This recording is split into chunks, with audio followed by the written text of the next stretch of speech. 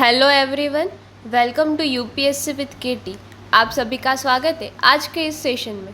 आज का हमारा टॉपिक है बुद्धिज़्म। पिछले सेशन में हमने जैनिज़्म के बारे में देखा था, आज हम देखेंगे बुद्धिज़्म के बारे में। बुद्धिज़्म एंड जैनिज़्म से यूपीएससी एक दो क्वेश्चन अक्सर पूछता है, तो इस वजह से हमारा जैनिज़्म एंड बुद्धिज़्म जो है वो इम्पोर्टेंट बन जाता है। तो स्टार्ट करते बुद्धिज़्म। फर्स्ट हम देखेंगे origin of Buddhism, founded by Siddharth Gautam in 6th century BCE in India. तो हमारा जो बुद्धिज़्म है उसके फाउंडर कौन है? सिद्धार्थ गौतम, जिसे गौतम बुद्धा के नाम से जाना जाता है। वो कहाँ पे बोर्न हुए थे? तो लुम्बिनी, नेपाल के पास जो है वो हमारे गौतम बुद्ध है, उनका बोर्न हुआ था। तो बर्थ कहाँ पे हुआ था? लुम्बिनी, ये भी याद रखना है। उनके बर्थ कहाँ पे हुआ? लुम्बिनी में। अटेंड एनलाइटमेंट एट बोध गया। सो बोध गया में पीपल के पेड़ के नीचे उन्होंने क्या किया? अपनी जो एनलाइटमेंट है उसको अटेन किया। First sermon at Sarnath. और सारनाथ की बात करें तो अभी रिसेंटली 2026 में सारनाथ को 45th UNESCO world heritage site में कंसिडर करा गया है। सो सारनाथ हमारा क्या है? ये रिसेंटली न्यूज़ में था, इसलिए हमारे लिए इम्पोर्टेंट बन जाता है। सारनाथ हमारी 45th UNESCO world heritage site है, इंडिया की 45th UNESCO world heritage site है। महापरिनिर्वाणा एट कुशीनागर। तो उनकी जो डेथ है वो कहाँ पे हुई थी? कुशीनागर में हुई। सो हमें गौतम बुद्धा से जुड़े हुए जो प्लेसेस है उसको याद रखना है। जैसे उनका जो बर्थ है वो कहाँ पे हुआ? लुम्बिनी में हुआ। बोध गया में उन्होंने एनलाइटमेंट अटेन किया। देन फर्स्ट सरमन उन्होंने कहाँ पे दिया था? सारनाथ में। और उनका जो महापरिनिर्वाणा जिसे डेथ बोलते हैं वो कहाँ पे? कुशीनागर में हुआ। तो ये क्वेश्चन यूपीएससी ने एक बार पूछ लिया है, इसलिए याद रखना है। नाउ हम देखेंगे लाइफ ऑफ बुद्धा के बारे में। सो बर्थ लुम्बिनी में हुआ। रेन्यूशिएशन, जब वो 29 ईयर ओल्ड थे तब वो ट्रूथ की शोध में उन्होंने अपना जो घर छोड़ा। Then first sermon at Sarnath, ठीक है। महापरिनिर्वाणा एट कुशीनागर। और एनलाइटमेंट कहाँ पे? बोध गया, पीपल के पेड़ के नीचे। ये हमें याद रखना है। नाउ हम देखेंगे 4 नोबल ट्रूथ ऑफ बुद्धा कि life is full of suffering. जो हमारी लाइफ है वो दुख से भरी हुई है। Life is full of suffering. Suffering is caused by desire. और ये जो दुख होता है वो किसकी वजह से होता है? डिज़ायर, इच्छा की वजह से होता है।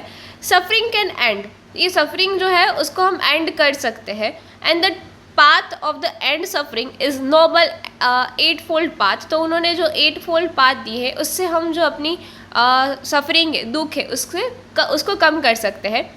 सो यहाँ पे हमें एक बात याद रखनी है कि जो गौतम बुद्धा ने 4 नोबल ट्रूथ दी है वो उसका मेन पॉइंट क्या था? तो दुख, ठीक है, दुख उसका मेन पॉइंट था। अब ऐसा क्वेश्चन पूछ लेता है यूपीएससी कि जो 4 नोबल ट्रूथ है उसका मेन सब्जेक्ट क्या है? तो दुख।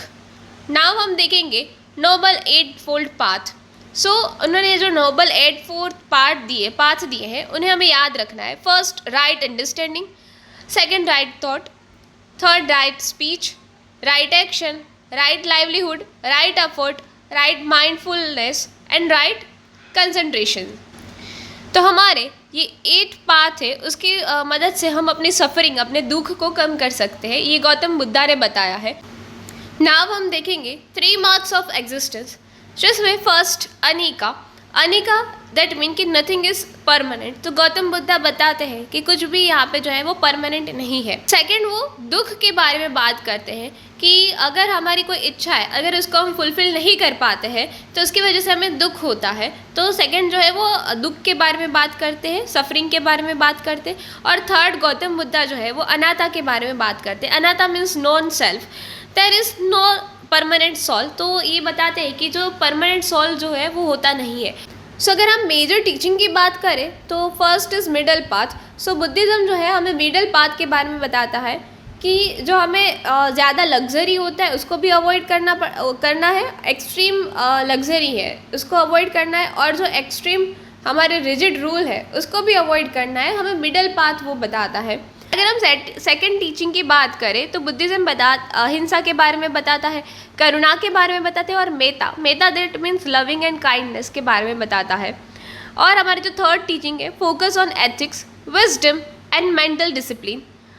नाउ हम देखेंगे उसके मेन सेक्ट के बारे में। सो हमारा जो हीनयान है वो किस में बिलीव करता है? तो ओरिजिनल टीचिंग ऑफ बुद्धा में बिलीव करता है।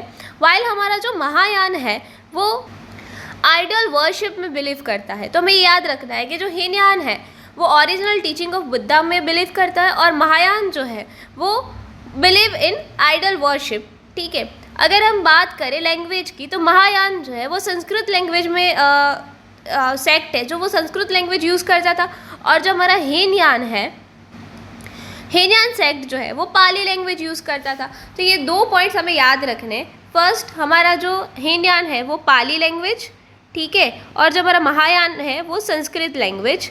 देन महायान जो है वो आइडल वर्शिप में बिलीव करता है और हीनयान जो है वो आइडल वर्शिप में बिलीव नहीं करता है। अगर हम उनके एरियाज़ की बात करें तो हमारा जो महायान जो है वो चाइना, कोरिया एंड तिब्बत में फैला हुआ है, और हमारा हीनयान सेक्ट जो है वो श्रीलंका, बर्मा एंड थाईलैंड में फैला हुआ है। अब अगर हम इम्पोर्टेंट बुद्धिस्ट टेक्स्ट की बात करें तो त्रिपिटक जो पाली में लिखा गया है, तो ये टेक्स्ट कौन सी लैंग्वेज में लिखा गया है? पाली लैंग्वेज में लिखा गया है। कौन कौन से त्रिपिटक? विनय पिटक, सुत्त पिटक एंड अभिधाम पिटक, जिसमें विनय पिटक जो है वो मोनास्टिक रूल लिखा गया है कि जो मॉन्क है उसके रूल्स क्या क्या है, उसको कौन से रूल फॉलो करने, वो किस में लिखा गया है? विनय पिटक में लिखा गया है। सुत्त पिटक जिसमें teaching of Buddha, and Abhidhamma पिटक जिसमें फिलोसॉफिकल पार्ट कवर किया गया है। अगर हम अदर टेक्स्ट की बात करें, बुद्धिज़्म टेक्स्ट की बात करें, तो यहाँ पे जातका टेल्स आएगा, ललिता विस्तरा आएगा एंड धम्मपदा आएगा। तो ये हमें याद रखना है कि ये टेक्स्ट कौन से है, तो बुद्धिज़्म टेक्स्ट है, बुद्धिस्ट टेक्स्ट है। अब अगर हम बुद्धिस्ट काउंसिल की बात करें तो फर्स्ट बुद्धिस्ट काउंसिल जो है वो कहाँ पे हुई थी? राजगृह में हुई थी। राजगृह में भी कहाँ पे? सप्तपानी केव्स में हुई थी, और उसके जो चेयर्ड बाय महाकश्यपा, ये भी हमें याद रखना है कि first council chaired by Mahakashyapa and patron by Ajatashatru. Ajatashatru के अंडर हमारी फर्स्ट बुद्धिस्ट काउंसिल हुई थी। नाउ अगर हम इसके रिजल्ट की बात करें तो teaching of Buddha were divide into 3 पिटक, जिसमें सुत्त पिटक एंड विनय पिटक का कंपोजिशन हुआ था, एंड जो अभिधाम पिटक है वो थर्ड हमारी जो काउंसिल हुई थी उस टाइम पे वो बना था। नाउ सेकंड काउंसिल की बात करें तो सेकंड काउंसिल वैशाली में हुई थी, chaired by Sabakami and patron by Kala Ashoka.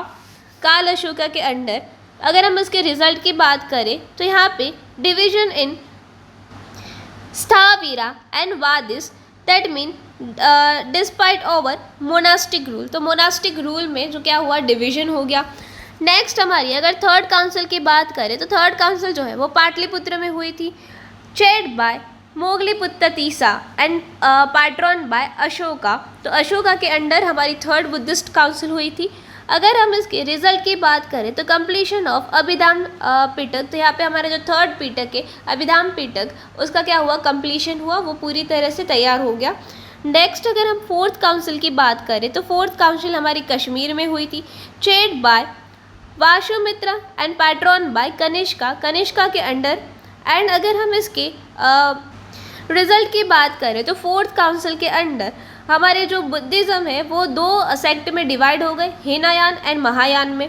तो हमें याद रखना है बुद्धिस्ट काउंसिल किसने चेयर किया था, इसके पैट्रॉन, दैट मीन कौन से जो हमारे डायनेसिटी है उसके जो राजा है उसके अंडर हुआ था, और उसके रिजल्ट क्या आए। तो ये सब हमें याद रखना है बुद्धिस्ट काउंसिल के बारे में।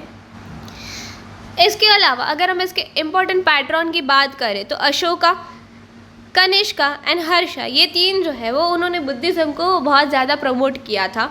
अगर हम इम्पोर्टेंट साइट की बात करें तो लुम्बिनी बर्थ प्लेस, ठीक है, ये भी हमें याद रखना है कि बर्थ प्लेस कौन सी है? लुम्बिनी। एनलाइटमेंट कहाँ पे उनको प्राप्त हुआ था? तो बोधि गया में। फर्स्ट सरमन उन्होंने कहाँ पे दिया था? तो फर्स्ट सरमन उन्होंने सारनाथ में दिया था। महापरिनिर्वाणा कहाँ पे हुआ था? कुशीनगर में। इसके अलावा राजगृह, वैशाली, सांची, नालंदा एंड अमरावती भी इम्पोर्टेंट साइट है। नाउ हम देखेंगे कि डिक्लाइन ऑफ बुद्धिज़्म की डिक्लाइन की वजह क्या रही। तो loss of royal patrons, rise of Brahmanism and Bhakti movement. तो भक्ति मूवमेंट और ब्राह्मणिज्म की वजह से जो बुद्धिज़्म है उसका जो प्रभाव है बहुत कम हो गया था। And invention and destruction of monasteries.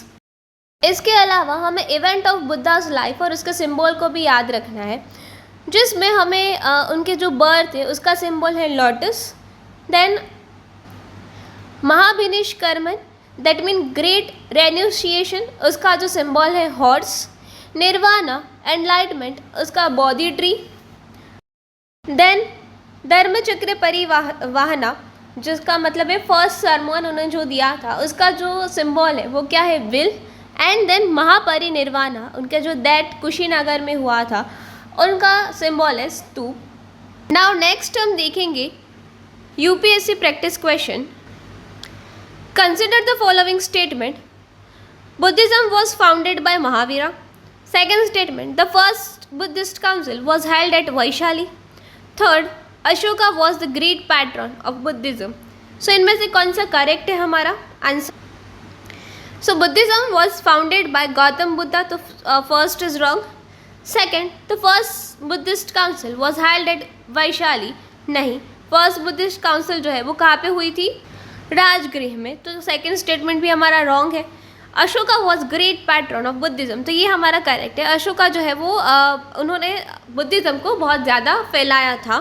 So option number C is correct, only 3।